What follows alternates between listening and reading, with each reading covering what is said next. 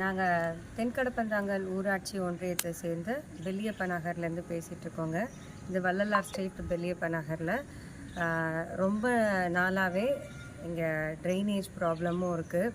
இந்த மழை வந்ததுலேருந்து இங்கே காலியாக இருக்கிற ஃப்ளாட்டில் குப்பைகள் கொட்டுறதும் அதை தண்ணிகள் தேங்கிறதுனாலையும் நிறைய கொசு தொல்லைக்கு நாங்கள் ஆளாகிட்டுருக்கோம். எங்கள் பகுதியிலே நிறைய குழந்தைங்க, பெரியவங்க, வயசானவங்கலாம் இருக்காங்க. எல்லாருக்குமே ரொம்ப கஷ்டமாக இருக்குது இங்கே சர்வை பண்ணுறதுக்கு. அதில் நிறைய பேட் ஸ்மெல்லு வெளியில் வந்தாலே இருக்குது.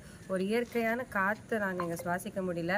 சிட்டி லைஃப்பில் தான் அந்த மாதிரி பொல்யூஷன் அப்படின்னு இருக்குதுன்னு பார்த்தா இங்கே எங்களுக்கு ஒரு மாதிரி இந்த ஆக்வர்டான ட்ரைனேஜ் ஸ்மெல்லு, அப்புறம் வீட்டில் இருக்கிற குப்பைகளை பக்கத்தில் இருக்கிற காலி மனைகளில் கொட்டி அதனால அந்த காவாயோட தண்ணி, அந்த வீட்டில் உபயோகப்படுத்துகிற தண்ணின்னு எல்லாத்தையுமே அந்த காலி மனையில் விட்டு அங்கே பன்னிகள் கூட்டமாக தங்கிட்டுருக்கு. நாங்கள் ரோட்டில் வண்டியில் போகும்பொழுதெல்லாம் அது ஓடி க்ராஸ் பண்ணுறது அந்த மாதிரி ரொம்பவே கஷ்டமாக இருக்குது. இந்த மழை நாளில் எஸ்பெஷலி ரோடு பார்த்திங்கன்னா இங்கே 15 வருஷம் ஆச்சு சிமெண்ட் ரோடு போட்டு. அதுக்கப்புறமா ட்ரைனேஜ் சிஸ்டம் அதில் நிறைய ரோட் ஸ்பாயில் ஆகிடுச்சு. அதுக்கப்புறம் நாங்களே எங்களுக்கு சரி பண்ணிக்கிட்டு இருக்கோம். ரோடெல்லாம் நாங்கள் எங்களுடைய சொந்த செலவில் மண்ணெல்லாம் கொட்டி ரெடி பண்ணி வச்சிட்ருக்கோம். எங்களுக்காக இங்கே எதுவுமே இன்னும் ஹெல்ப் பண்ணலை. நிறையா டைம் நாங்கள் இன்ஃபார்ம் பண்ணியும் எங்களுக்கு எதுவும் ஊராட்சி சார்பாக எங்களுக்கு எதுவும் ஸ்டெப் எடுத்து பண்ணலை. காவா 2 சைடும் வரணும், 1 சைடு மட்டும்தான் கொடுத்துருக்காங்க. இன்னொரு சைடில் பாஃப்லேயே நிப்பாட்டிட்டு இருக்காங்க. ஆக்சுவலாக அந்த ப்ராப்ளத்தினால ரோட்டில் எங்களுக்கு அடுத்து இருக்க வீட்டில் இருக்கவங்கலாம் வெளியில் தான் தண்ணி போயிட்டுருக்கு.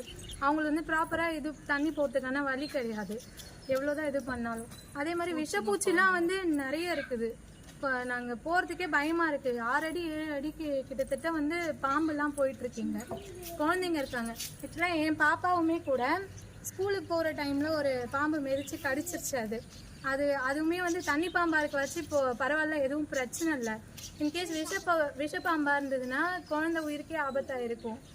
தயவுசெய்து ஏதாச்சும் ஹெல்ப் பண்ணுங்கள். இந்த மாதிரி தண்ணி தேங்கிறதுனால டெங்கு அங்கங்கே பரவுதுன்னு சொல்கிறாங்க. எங்கள் பக்கத்தில் ஏரியாவில் இருக்க ஒரு சின்ன 13 வயசு பையனும் இறந்துட்டான். டெங்குவால் தான் இறந்துருக்கான். இதை கொஞ்சம் கண்காணிங்க. எங்களை போல் வயசானவங்களும் இருக்காங்க. சின்ன சின்ன குழந்தைங்களை வச்சுட்டு எங்களை போல் ரொம்ப அவஸ்தைப்பட்டுட்டு இருக்கோம். இந்த ஸ்மெல்லுனால அந்த ரோடு சைடை கிராஸ் பண்ணவே முடியல. எங்களுக்கு அந்தளவுக்கு ஒரு சின்ன ஒரு சேஃப்டியே இல்லாத மாதிரி ஃபீல் ஆகுது எங்களுக்கு. நாங்கள்லாம் ஒர்க்கிங், எங்கள் குழந்தைங்களெல்லாம் எங்கள் அம்மாங்க கிட்ட, மாமியார் கிட்ட அந்த மாதிரி விட்டுட்டு போகிறோம். இப்போ அவங்க ரோட்டில் கூட்டிகிட்டு விளையாட வைக்கிறதுக்கு அந்த சூழ்நிலையே இல்லை. இந்த ரோட்டில் விளையாடவும் முடியாது குழந்தைங்க, பெரியவங்களாம் நடந்தே போக முடியாது. இந்த ஸ்ட்ரீட்டோட எண்டில் ஒரு அங்கிள் இருப்பார். அவர் சொல்லுவார், நேற்று கூட கனவு வந்தது, இந்த பள்ளத்தில் விழுந்து நான் இறந்து போயிட்டேன்னு. அந்த மாதிரி இந்த இடம் குண்டும் குழியமாக இருக்குது. இங்கே இருக்கவங்கலாம் பள்ளமாக இருக்குது.